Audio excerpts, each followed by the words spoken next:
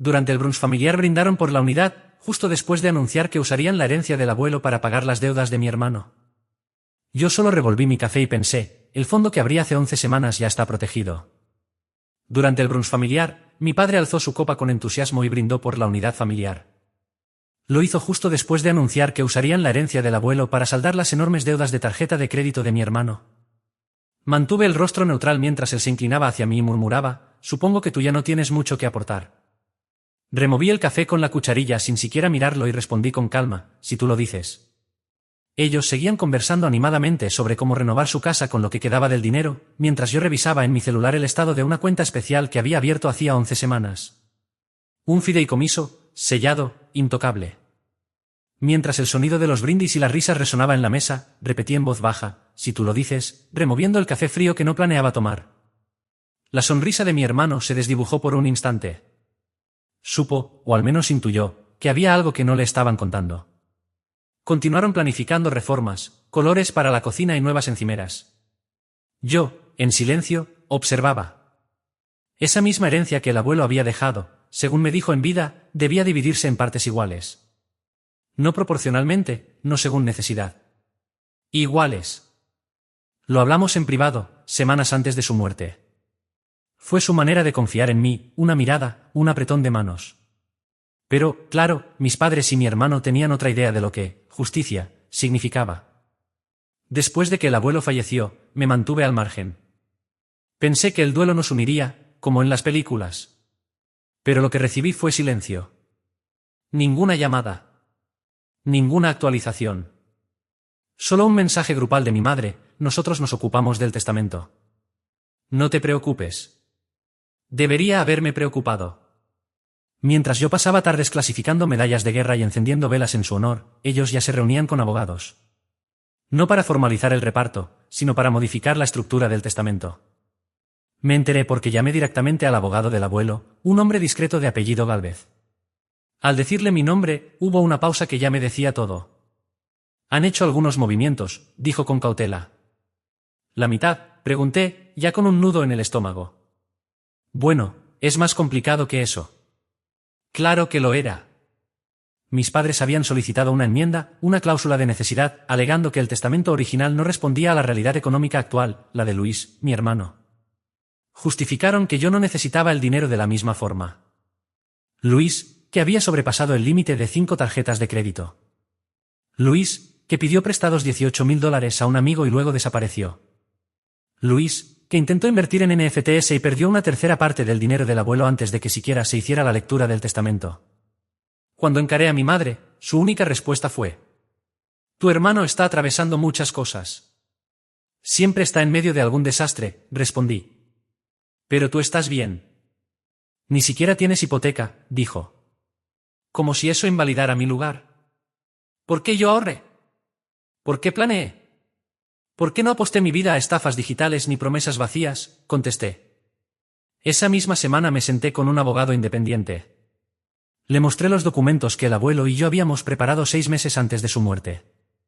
Todo por escrito, reparto igualitario. El abogado los leyó y luego me miró fijamente.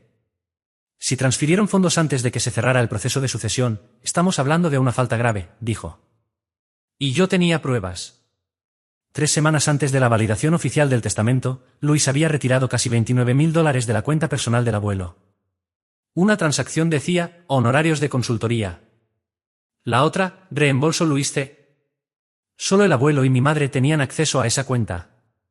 Eso significaba que ella o lo autorizó o lo ignoró. Imprimí cada estado de cuenta, los guardé en una carpeta, los firmé ante notario y presenté un informe confidencial ante el Tribunal de Sucesiones. Y aún así, guardé silencio. Actué como el hijo obediente. Asistí a los almuerzos, agradecí las obras que me daban, incluso ayudé a Luis a elegir cerámicas para su nueva cocina. Esa misma que pretendían pagar con mi parte de la herencia. Hasta que llegó otro domingo, en el jardín, rodeados de lilas y sonrisas forzadas. Papá levantó su mimosa y volvió a brindar, por la unidad familiar, por estar siempre allí el uno para el otro. Yo sonreí. Fue entonces cuando Luis se inclinó y susurró, supongo que ya no tienes mucho que dar. Casi me río en su cara. No solo por la ironía, sino porque mi parte ya estaba segura, fuera de su alcance, protegida por un fideicomiso irrevocable, imposible de tocar. Pero hay algo más. Algo que todavía me despierta por las noches. No se conformaron con la herencia. 2 días después de ese brunch, recibí una llamada de una oficial de préstamos. Me preguntó si deseaba continuar con la solicitud para una línea de crédito de $50.000 que supuestamente había solicitado un mes atrás. No tenía idea de lo que hablaba. Le pedí que me enviara los documentos. Todo estaba ahí. Mi nombre, mi dirección, mi número de seguridad social, incluso una firma digital falsificada. Junto al formulario, una factura de servicios públicos con nuestros 2 nombres, mía y de Luis, compartiendo dirección. Una falsificación burda, pero lo bastante convincente como para pasar ante un empleado distraído del banco. Fue en ese instante cuando comprendí que Luis había intentado sacar un préstamo a mi nombre. Lo llamé de inmediato. ¿De verdad trataste de conseguir un préstamo usando mis datos? Silencio. No fue lo que parece. Ah, no. Entonces, ¿qué fue? Solo era algo temporal. Necesitaba cubrir los últimos gastos de la remodelación antes de la inspección, pero no tenía el crédito suficiente. Así que usaron el mío. Tú tienes mejor historial, fue lo que me dijeron. Me prometieron que lo devolverían pronto. Colgué sin decir más. 1 minuto después, volvió a sonar el teléfono. Era mamá. Cariño, comenzó, con ese tono manipulador que usa cuando quiere justificar lo injustificable. Luis me contó lo que pasó. Sé que parece grave, pero estaba desesperado. ¿Sabes lo estresado que ha estado últimamente? No lo hizo con mala intención. ¿Tú lo sabías? Bueno, no fue idea mía. ¿Pero lo permitiste? Interrumpí. Silencio.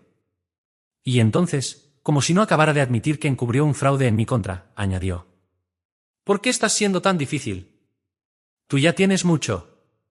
Y ahí fue cuando se rompió lo último que me quedaba de paciencia. Porque, aunque no quería admitirlo, tenía razón. Si tenía algo. No solo ahorros. No solo documentos. Tenía algo más valioso.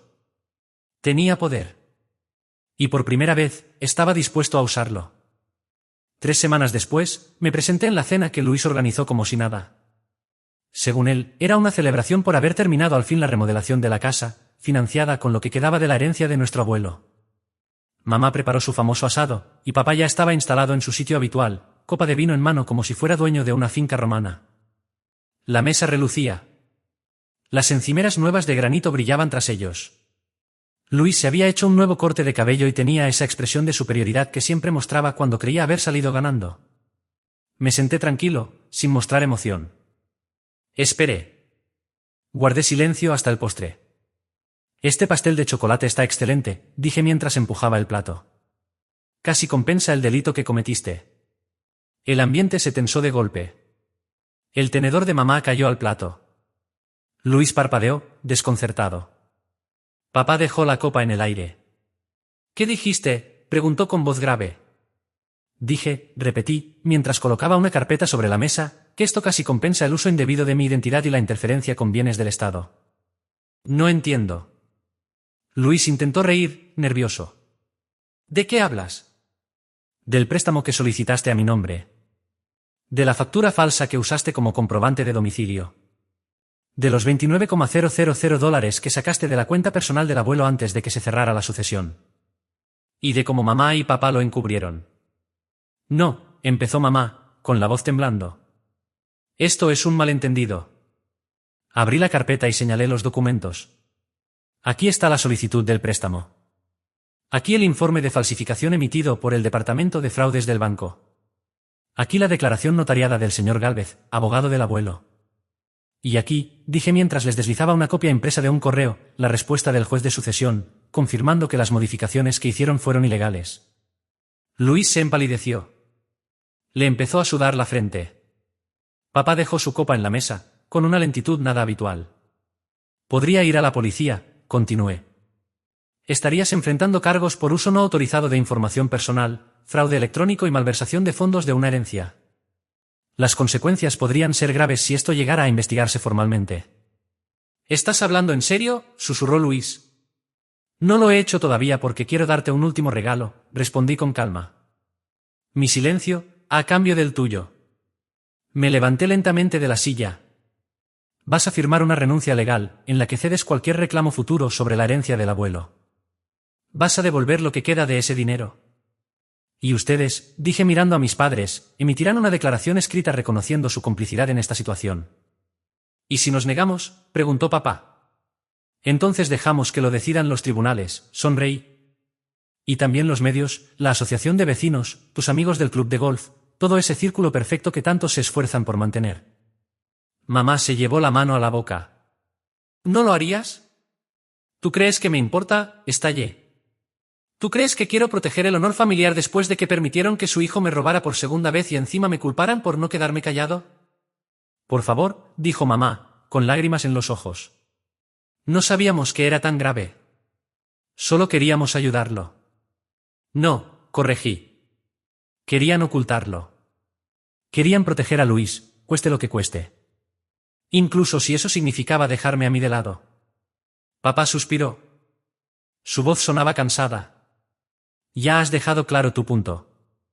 Pero seguimos siendo familia. ¿Vas a destruir eso por dinero? No se trata de dinero, le respondí mirándolo fijamente. Se trata de respeto. De dignidad. De no ser tratado como un cajero automático con corazón. Luis se levantó de golpe, enfurecido. Lo que pasa es que estás resentido. Porque me quedé con la casa. Porque el abuelo me prefería. Porque tienes una vida gris y un trabajo mediocre. Saqué el teléfono. Reproduje un audio. Era una grabación de una llamada anterior con él. En ella, se le oía reír mientras decía que le sacaría unos cuantos miles al abuelo antes de que estire la pata.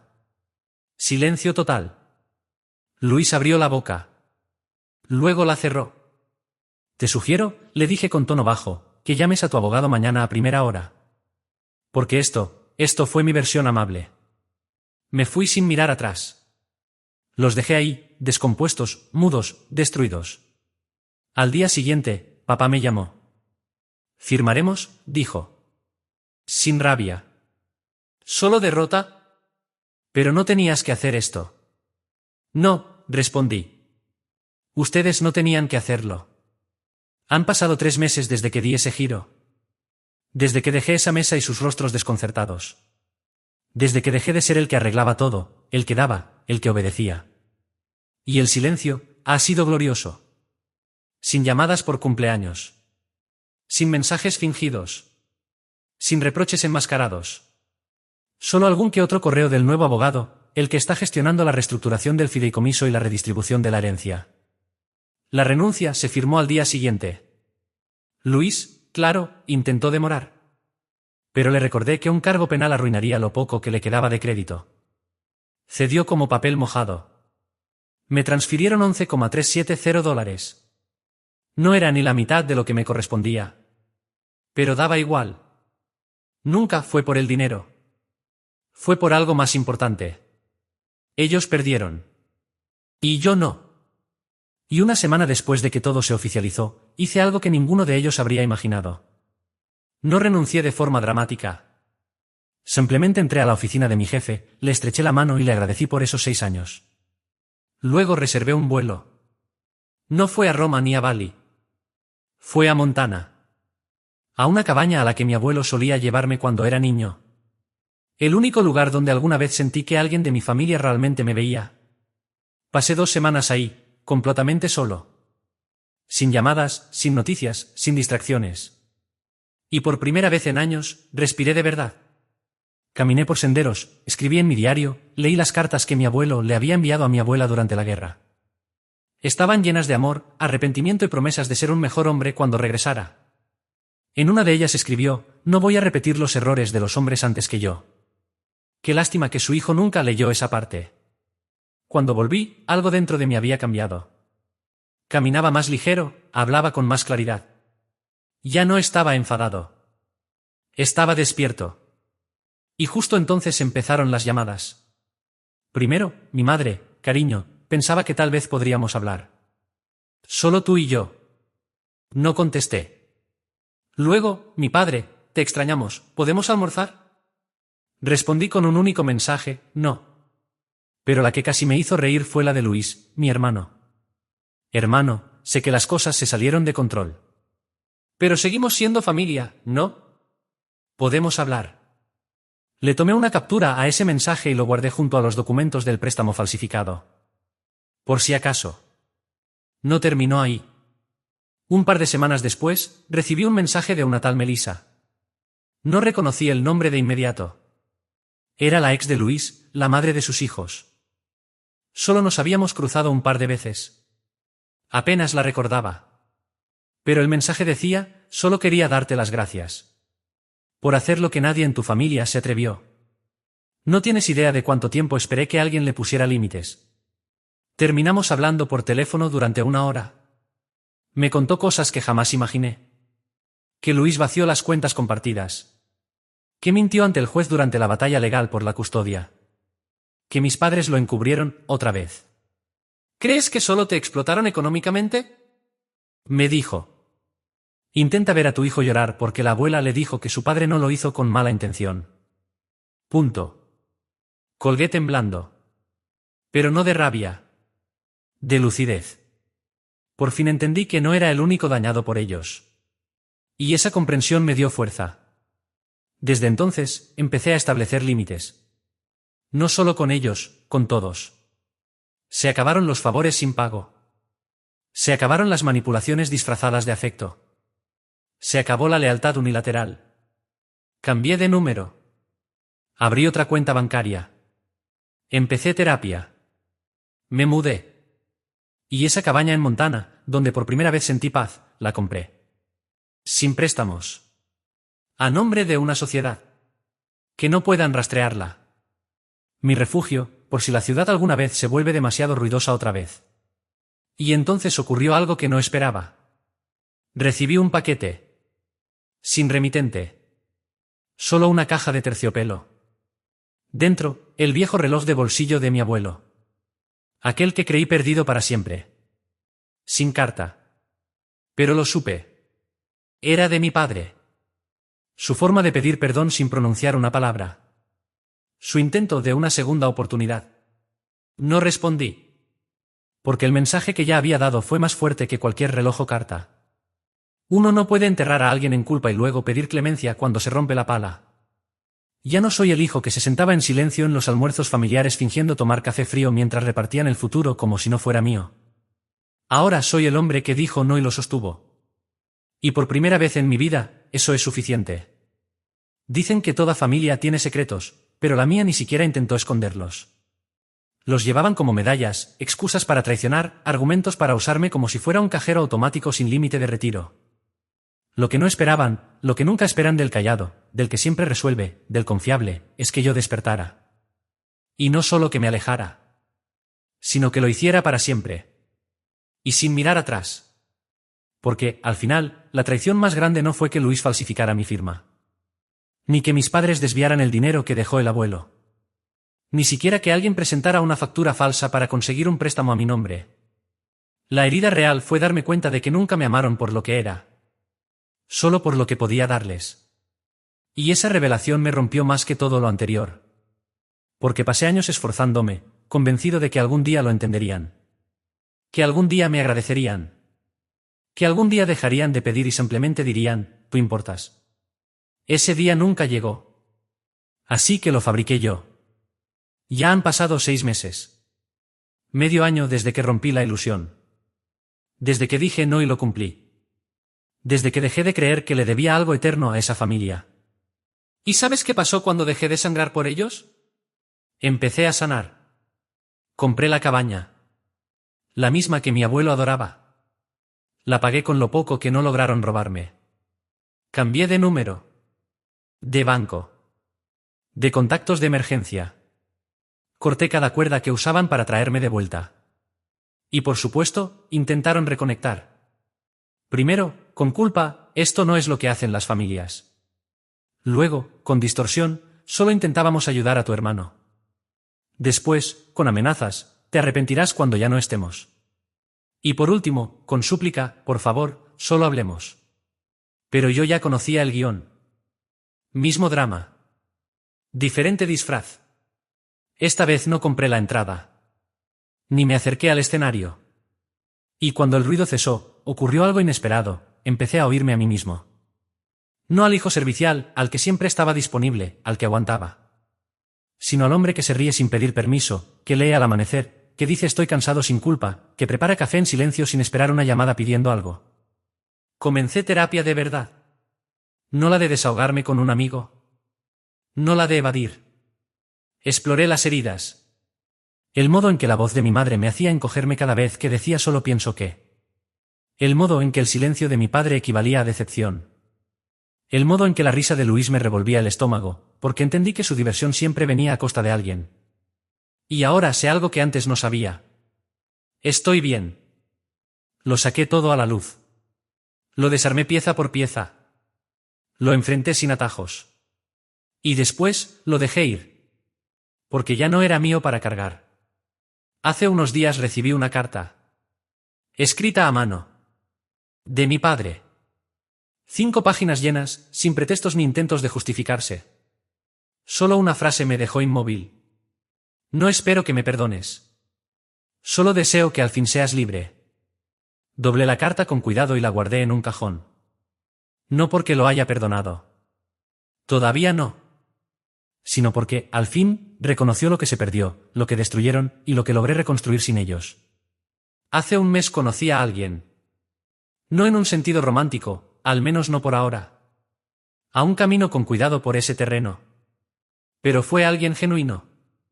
Alguien que no conocía a mi familia, ni mis heridas, ni mis cuentas bancarias. Me miró a los ojos y me dijo, tienes los pies en la tierra. Pareces alguien que no pierde el tiempo. Y sonreí, porque era cierto. Por primera vez en mi vida adulta, no estoy esperando que alguien me elija. No estoy suplicando afecto con gestos de entrega ni demostrando mi valor con transferencias silenciosas y resentimientos que nadie menciona. Solo estoy viviendo. Y eso, he comprendido, es la forma más contundente de rebelarse. No me arrepiento de nada. Ni del momento en que enfrenté la verdad, ni del silencio que vino después, ni del quiebre que lo cambió todo. Porque hay veces en las que la única manera de romper un ciclo es hacerlo tan fuerte que nadie pueda fingir que no lo escuchó. Ya no busco venganza. Solo quiero paz. Y cada instante de tranquilidad me lo he ganado. Que me llamen egoísta si quieren. Que inventen sus versiones. Que lidien con las consecuencias de sus actos. Yo soy el hijo que un día tuvo el valor de decir basta.